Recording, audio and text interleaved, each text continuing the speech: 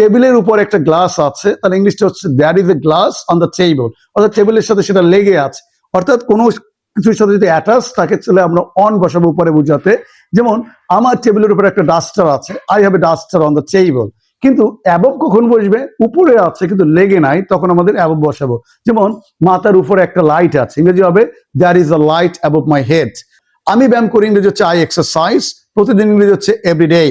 আমি প্রতিদিন ব্যায়াম করি, ইংরেজি হচ্ছে আই এক্সারসাইজ এভরিডে।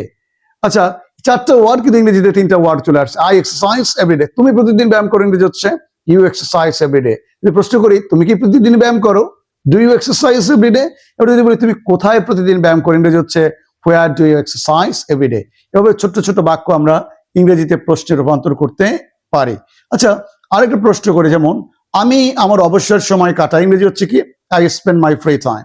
তুমি তোমার অবসর সময় কাটাও, ইংরেজি হচ্ছে you spend your free time. যদি প্রশ্ন করি তুমি কি তোমার অবসর সময় কাটাও, do you spend your free time. তুমি কিভাবে তোমার অবসর সময় কাটাও, এটা একটা WH প্রশ্ন, তাহলে how do you spend your free time.